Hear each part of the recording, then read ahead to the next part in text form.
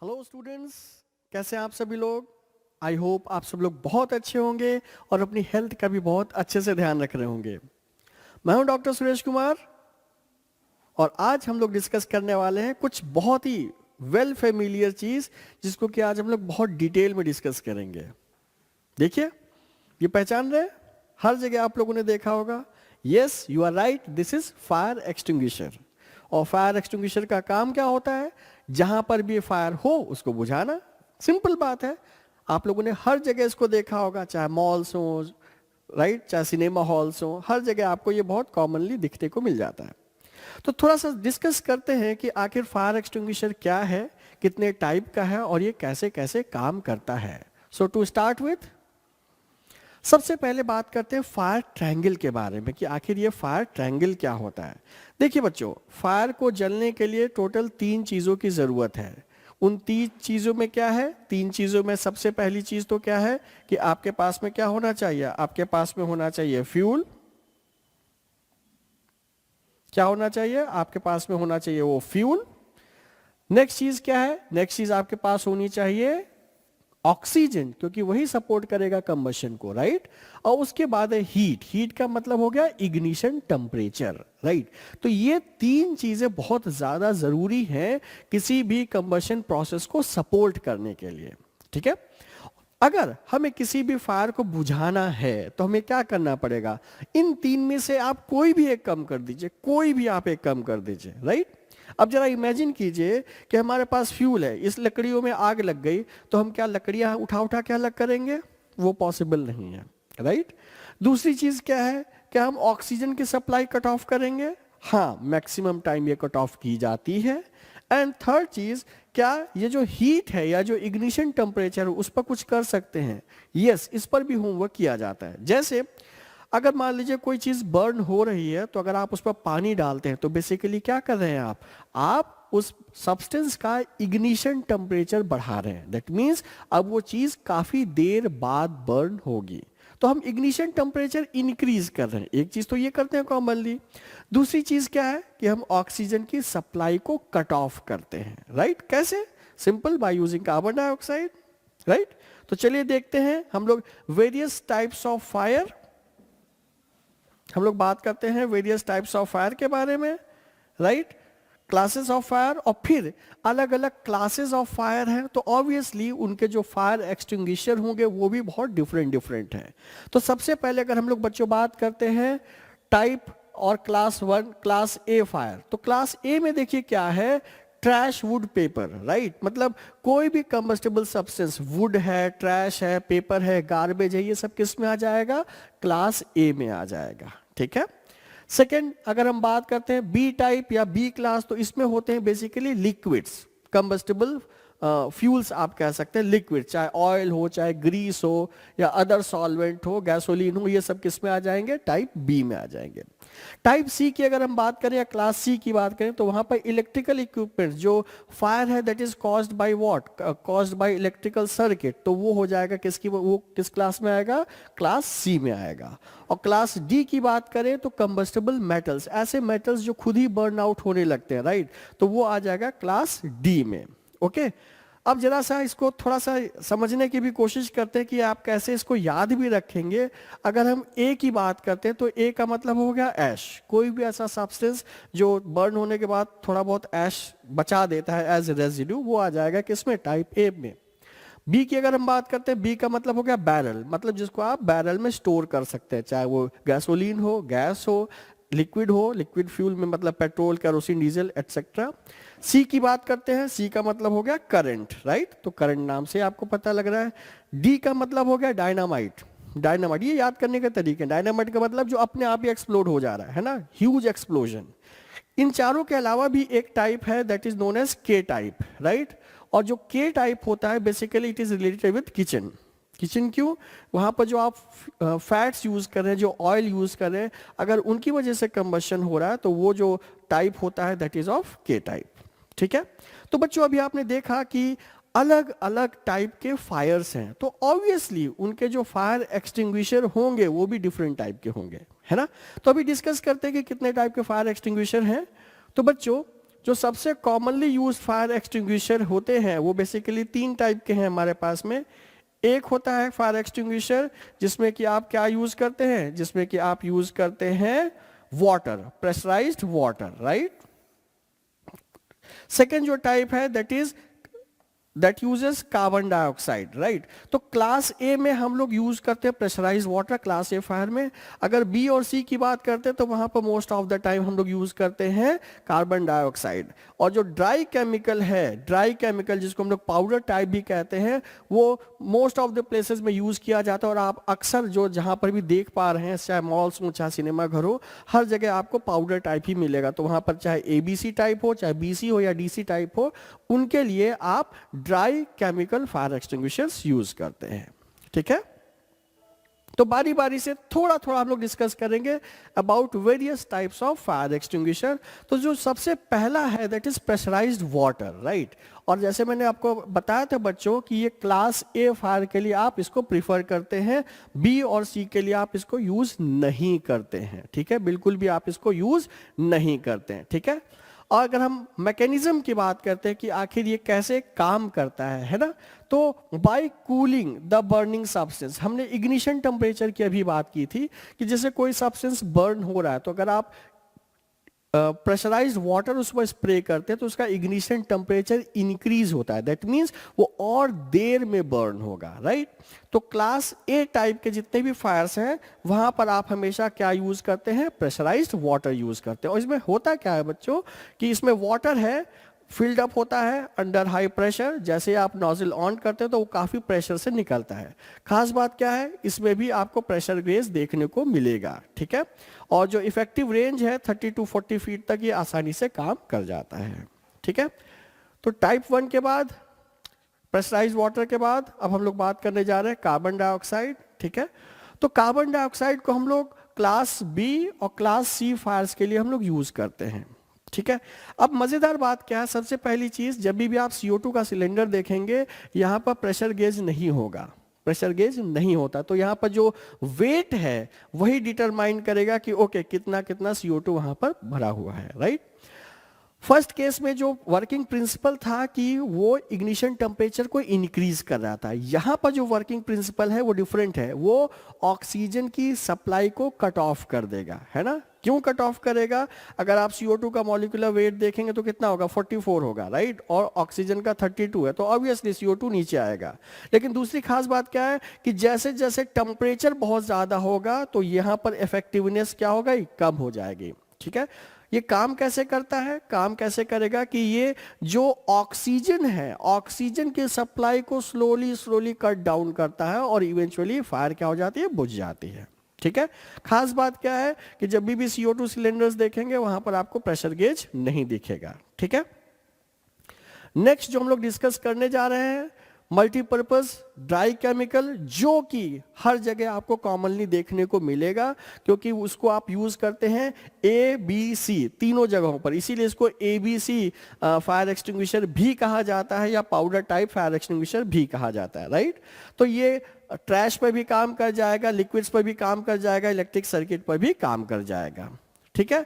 तो यहां पर जो केमिकल होता है दैट इज अमोनियम फॉस्फेट, आप अमोनियम फॉस्फेट यूज करते हैं, प्लस यहां पर जो नाइट्रोजन गैस है that is used as a propellant, ठीक है, प्रोपेलेंट की तरह वो यूज की जाती है। क्यों प्रोपेलेंट, ताकि जो भी CO2 बनेगा उसको आप काफी दूर तक कैरी कर पाए, इसलिए वहां पर नाइट्रोजन गैस की रिक्वायरमेंट होती है, ठीक है। जो रेंज है, वर्किंग रेंज, वो 5 to 20 फीट तक है, वहां तक ये काम कर जाएगा। और इसका भी जो वर्किंग प्रिंसिपल है वो यही है कि ऑक्सीजन की जो सप्लाई है उसको ये ग्रेजुअली कट ऑफ करता है, ठीक है। चलिए, इसके बाद हम लोग सी के बाद हम लोग बात करते हैं टाइप डी के बारे में। डी का मतलब हो गया ड्राई पाउडर, राइट, और ये यूज किया जाता है फॉर टाइप डी फायर। और टाइप डी फायर में क्या होता था, जो ऐसे केमिकल्स, कंबस्टिबल केमिकल्स हैं उनके लिए आप यूज करते हैं। यहाँ पर कुछ कुछ खास बातें हैं। इसका जो नोजल है ये बड़ा ही इंटरेस्टिंग नोजल है। इससे पहले जो नोजल्स थे वहां पर जो गैस निकल रही थी, जो या सब्सटेंस निकल रहा था जिससे फायर एक्सटिंग्विश हो रही थी, वो काफी प्रेशर से आ रहा था। यहाँ पर वो प्रेशर रिड्यूस किया जाता है। क्यों रिड्यूस किया जाता है? मान लीजिए कोई हमारे पास केमिकल बर्न हो रहा है, आपने प्रेशर से उसको बुझाने की कोशिश की, वो तो और स्प्रेड हो जाएगा। तो यहाँ पर इसलिए जो नोजल्स होते हैं उनकी लो वेलोसिटी वहां से डिस्चार्ज होता है, ठीक है। तो जो सब्सटेंसेस हैं जैसे सोडियम क्लोराइड, ग्रेफाइट या इस तरीके के कोई भी सब्सटेंस हैं, अगर वो बर्न हो रहे हैं तो उस केस में हम लोग ड्राई पाउडर या टाइप डी हम लोग प्रेफर करते हैं, ठीक है। वर्किंग प्रिंसिपल इसमें भी क्या है? Cooling and smothering. तो कूलिंग का मतलब क्या हो गया कि एक लेयर वो फॉर्म करता है, राइट। जो सब्सटेंस है उसके ऊपर एक इनर्ट लेयर फॉर्म करेगा और ग्रेजुअली करके जो ऑक्सीजन की सप्लाई है उसको कट ऑफ कर देगा, ठीक है। और जो पाउडर है वो हीट सिंक की तरह भी काम कर दे रहा है, जिसकी वजह से ही ओवरऑल जो सब्सटेंस होता है वो कूल हो जाता है। टाइप डी के बाद अब हम लोग बात करते हैं के टाइप की, ठीक है। वेट केमिकल्स, तो हम लोग जो किचन में जो भी यूज कर रहे हैं उनको एक्सटिंग्विश करने के लिए हम लोग यूज करते हैं वेट केमिकल्स, ठीक है। यहां पर भी जो सबसे इंपॉर्टेंट बात है वो है फोम ब्लैंकेट, ठीक है। क्योंकि आप जो यूज कर रहे हैं वो क्या है? ऑयल है, राइट। तो ऑयल के ऊपर अगर कार्बन डाइऑक्साइड वगैरह बहुत इफेक्टिव नहीं होगा तो उसके ऊपर एक फोम की लेयर फॉर्म हो जाती है, सो दैट वो फोम की लेयर ऑक्सीजन की सप्लाई को कट ऑफ करे, नंबर 1। एंड नंबर 2, ये दोबारा से इग्नाइट होने को ये प्रिवेंट करता है। तो ये हो गया टाइप डी, सॉरी टाइप के, ओके। इसके बाद हम लोग बात करते हैं जो कॉमनली यूज्ड जो हमारे पास फायर एक्सटिंग्विशर है, that is soda acid fire extinguisher. आखिर ये काम कैसे करता है, थोड़ा सा इसको समझने की हम लोग कोशिश करते हैं। बट जो भी आप फायर एक्सटिंग्विशर देख रहे हैं उसका जो कंपोजिशन है उसमें हैंडल है, सेफ्टी पिन है, प्रेशर गेज है, राइट, साइफन ट्यूब है। अगर हम सोडा एसिड फायर एक्सटिंग्विशर की बात करते हैं तो इस कैन में प्रेजेंट होता है, इस कैन में प्रेजेंट होगा सल्फ्यूरिक एसिड, राइट। इस कैन में क्या प्रेजेंट होगा बच्चों? इस कैन में प्रेजेंट होगा सल्फ्यूरिक एसिड, राइट, जो कि इनिशियली जो आपका सोडियम बाइकार्बोनेट है उसके कांटेक्ट में नहीं आता है, राइट। और ये जो येलो कलर का आपको दिख रहा है वो सोडियम कार्बोनेट या सोडियम बाइकार्बोनेट सॉल्यूशन आप यूज कर सकते हैं, ठीक है। दोनों में से कोई भी यूज कर लीजिए, उससे वो कोई फर्क नहीं पड़ना है, ठीक है। आप सोडियम कार्बोनेट भी यूज कर सकते हैं, सोडियम बाइकार्बोनेट भी यूज कर सकते हैं, ठीक है। अब यहां पर होता क्या है बच्चों कि जैसे ही आप ये सेफ्टी पिन हटा के ये नोजल, ये जो प्लंजर है इसको दबाते हैं तो ये जो बॉटल है ये रप्चर हो जाती है। जैसे ये रप्चर होगी तो क्या होगा? सोडियम जो सल्फ्यूरिक एसिड है वो सोडियम कार्बोनेट या बाइकार्बोनेट के साथ में रिएक्ट करना शुरू करती है। As a result sodium carbonate है, सल्फ्यूरिक एसिड से रिएक्ट कर रहा है, as a result sodium sulphate, carbon dioxide और वाटर का फॉर्मेशन होता है। तो ये जो कार्बन डाइऑक्साइड है, ये जो कार्बन डाइऑक्साइड है यही प्रोपेल की जाती है अलॉन्ग विद नाइट्रोजन, ठीक है। तो जो भी आपका कंबस्टिबल सब्सटेंस होता है वो gradually under the influence of carbon dioxide, क्योंकि कार्बन डाइऑक्साइड हैवी है, ऑक्सीजन की सप्लाई कट ऑफ हो जाएगी तो वो सब्सटेंस धीरे धीरे क्या होगा? बुझ जाएगा, राइट। तो ये जो थ्योरी हम लोगों ने पढ़ी है इसी को हम लोग आज अपनी लैब में करके भी देखेंगे, इसको हम लोग आज करके भी देखेंगे। हम लोग एकदम सिंपल लो टेक्नोलॉजी हम लोग एक सोडा एसिड फायर एक्सटिंग्विशर बनाएंगे, ठीक है। और ये एक्सपेरिमेंट सिंपल है बच्चों, आप लोग भी अपने घर पर बना सकते हैं। और व्हाट आई वांट कि आप इसको अच्छे से समझिए, देखिए क्या साइंस इन्वॉल्व हुई है वो भी समझिए। और इसको क्या कहते हैं? लर्निंग बाय डूइंग अप्रोच, है ना। अगर एक बार आप कर लेंगे तो आप इस चीज को कभी भी नहीं भूलेंगे, ठीक है। तो आपके लिए सबसे पहली चीज क्या चाहिए होगा सोडा एसिड फायर एक्सटिंग्विशर के लिए? आपको चाहिए सोडियम बाइकार्बोनेट, ठीक है, सोडियम बाइकार्बोनेट। तो सोडियम बाइकार्बोनेट अगर आपके पास नहीं है तो आप कैसे काम करेंगे? काम करने का दूसरा भी तरीका है। सोडियम बाइकार्बोनेट नहीं है, कोई इशू नहीं है, आप दुकान पर जाइए, आप वहां से खरीद सकते हैं बेकिंग सोडा। ये हमारे पास में है बेकिंग सोडा, आराम से मिल जाता है, आप आराम से सोडियम बाइकार्बोनेट खरीद सकते हैं। This is baking soda, right. करना क्या है भाई? यहां पर यूज हुआ है सल्फ्यूरिक एसिड। तो अगर आपके पास में सल्फ्यूरिक एसिड नहीं है कोई प्रॉब्लम नहीं है, और भी उसके अल्टरनेटिव्स हैं। क्या? मैं आपको दिखाता हूं। ये चीज आप लोगों ने जरूर देखा होगा। What is this? This is vinegar, है ना। सबके घरों में रखा होगा, आप इसको भी यूज कर सकते हैं। हम इसी को देखिए, हम यहाँ पर ऐसी चीजें यूज कर रहे हैं जो आपको बहुत आसानी से घर में मिल जाएंगी। तो सोडा मिल गया आपको, बेकिंग सोडा, आपको विनेगर मिल जाएगा शॉप से, बहुत आसानी से आपको विनेगर मिल जाएगा। तो इन दोनों की हेल्प से हम लोग जल्दी से इसको बनाएंगे। और जो तीसरी इंपॉर्टेंट चीज है, जो बहुत इंपॉर्टेंट है इस एक्सपेरिमेंट के लिए, वो है ये कंटेनर। तड़ा, कंटेनर, ठीक है, ये पूरा एक्सटिंग्विशर है। अब क्या है ये, आप अच्छे से समझ पा रहे हैं, this is cold drink bottle. हमने कोल्ड ड्रिंक बॉटल ही क्यों यूज की, ये भी एक सोचने वाली बात है, क्योंकि ये बोतल स्पेशली डिजाइंड होती है ताकि ये बहुत सारा प्रेशर विद होल्ड कर पाए। आपने देखा होगा ना, जब नई बॉटल होती है तो आप उसको प्रेस कीजिए, दबती नहीं है ना। सेम चीज यहां पर भी है, ताकि बहुत सारा प्रेशर विद होल्ड कर पाए, इसलिए हम लोग कोल्ड ड्रिंक बॉटल यूज कर रहे हैं। दूसरी चीज, ये पूरा पाइपलाइन जो आप लोग बहुत फेमिलियर हैं, ड्रिप का पाइपलाइन है। पाइपलाइन मतलब जो ट्यूब है ना, वो आप यूज कर सकते हैं। तो चलिए हम लोग सोडा एसिड फायर एक्सटिंग्विशर बनाते हैं। और बनाने से पहले हम लोग क्या करते हैं, पहले जो ये कैंडल्स हैं इनको बर्न करेंगे और फिर इन्हीं को उस फायर एक्सटिंग्विशर से हम लोग बुझाने की कोशिश करेंगे, राइट। सो लेट्स सी, जल्दी जल्दी हम लोग ये बर्न करते हैं, ठीक है। बड़े बच्चे ये कर भी सकते हैं, छोटे बच्चे करना चाहें तो अपने पेरेंट का सुपरविजन जरूरी है वहां पर बच्चों, ठीक है। पेरेंट के सुपरविजन में या किसी एल्डर के सुपरविजन में ही ये काम करेंगे, ठीक है। बहुत आसान है, इसमें कोई भी टेक्नोलॉजी अभी तक नहीं यूज हुई है, एकदम सिंपल। आपके घर में कोई भी कैंडल हो आप उसको यूज कर सकते हैं, ठीक है बच्चों। कोई भी कैंडल है आप उसको एज सच यूज कर सकते हैं, ठीक। तो ये हमने कैंडल्स बर्न की, एक कैंडल हमारी बुझ गई है तो हम उसको फिर से बर्न करने की कोशिश करते हैं,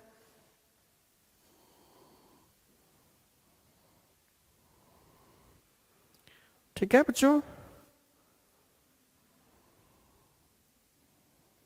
ये बर्न नहीं हो रही है, इसका मेरे ख्याल से विक बहुत छोटा है तो इसलिए ये बर्न नहीं हो रही है। तो कोई बात नहीं, बर्न होती है तो अच्छी बात है, नहीं होती तो भी अच्छी बात है, ठीक है। विल सी कैसे काम करता है ये। चलिए, तो हमारे पास ये फायर का पूरा सेटअप हो चुका है।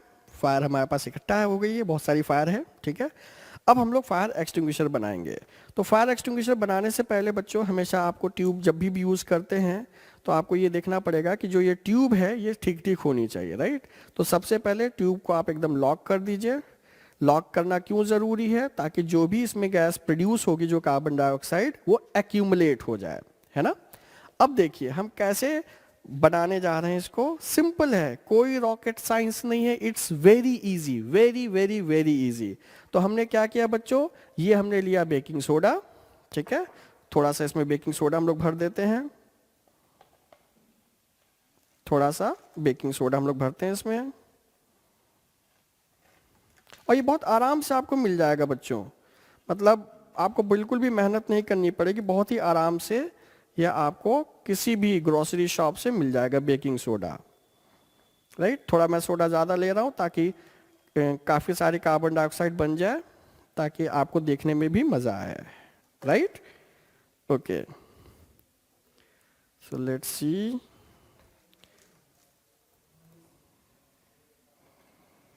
ठीक है, मेरे ख्याल से इतना सफिशिएंट है, थोड़ा और, इतना मेरे ख्याल से ये सफिशिएंट हो गया है, right. Okay, so we have sufficient amount of baking soda in it. अब हमें क्या करना होगा, विनेगर। देखिए ये वीक एसिड है, ये आपको पता है, राइट। ऑल्दो रिएक्शन स्लो होगी, ठीक है, तो इसीलिए आपको थोड़ा केयरफुल रहना पड़ेगा, और हो सकता है कार्बन डाइऑक्साइड अगर कम भी बने तो कोई ऐसी इश्यू वाली बात नहीं है, ठीक है। तो ये मैंने इसमें डाला विनेगर, और ये मैंने इसका बंद कर दिया ढक्कन, ठीक है बच्चों। आप देख पा रहे होंगे कि बहुत सारा ब्रिस्क इफर्वेसेंस हो रहा है, आप देख पा रहे हैं, झाग झाग सा हो रहा है, राइट। ओके, देखिए आपको ये झाग सा दिख रहा है, व्हाइट व्हाइट कलर का जो झाग है ये दिख रहा होगा, राइट। अब यहाँ पर बहुत सारी कार्बन डाइऑक्साइड जो है वो एक्यूमुलेट हो गई है इसमें, क्योंकि ये बहुत टाइट हो गई है बॉटल, राइट। ठीक है, तो चलिए हमारे पास फायर एक्सटिंग्विशर हो गया है रेडी। ये गैस भी एक्यूमुलेट हो गई है. Now it's time for action. अब आग बुझाने की बारी है. Ready? So students, are you ready? चलिए लेट्स सी. तो अभी देखिए मैं काफी दूर से इन आग को बुझाने की कोशिश करूंगा. लेट्स सी कि आग बुझती भी है कि नहीं बुझती है. ओके.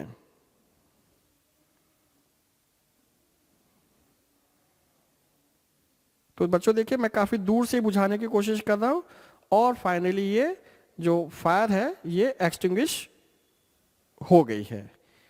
ये लास्ट वाली नहीं क्यों हो रही है, कोई बात नहीं, बाकी हो गई है. लास्ट वाली के लिए थोड़ा इसको शेक करते हैं ताकि कार्बन डाइऑक्साइड और एक्यूमुलेट हो जाए. यस, तो इसको भी हम लोग ये हम लोगों ने बुझा दिया. राइट? तो सिंपल एक्सपेरिमेंट, एकदम सिंपल एक्सपेरिमेंट बच्चों, जिसमें कि आप लोगों ने क्या यूज किया, आप लोगों ने यूज किया बेकिंग सोडा, एसिटिक एसिड. ठीक है, दोनों ही वीक चीज हैं. अगर आप इक्वेशन को देखेंगे तो आप समझेंगे कि सोडा, बेकिंग सोडा, यहाँ पर सल्फ्यूरिक एसिड है. हम लोग रिस्की काम नहीं कर रहे हैं, एकदम इजी वर्क कर रहे हैं, तो हमने एसिड यूज कर लिया. एसिटिक एसिड नॉर्मल एसिड है, घरों में भी मिल जाएगा. वहां से सोडियम सल्फेट बन जा रहा था, तो इस केस में सोडियम एसिटेट बनेगा. बाकी कार्बन डाइऑक्साइड और वाटर वैसे ही बन रहा है. तो जो कार्बन डाइऑक्साइड है, इस कार्बन डाइऑक्साइड की वजह से ही ये पूरा का पूरा जो फायर है वो एक्सटिंग्विश हुई है. राइट? तो बच्चों आई होप आपको ये जो सोडा एसिड फायर एक्सटिंग्विशर है अच्छे से समझ में आया होगा. इजी है, घर में परफॉर्म कीजिएगा. ठीक है, और इन छोटी छोटी आग को अपने आप से बुझाने की कोशिश कीजिएगा. ठीक है, तो बच्चों मिलते हैं हम लोग अपकमिंग वीडियोस में कुछ और इंटरेस्टिंग और इजी साइंस एक्सपेरिमेंट के साथ. Till then, stay fit and stay healthy.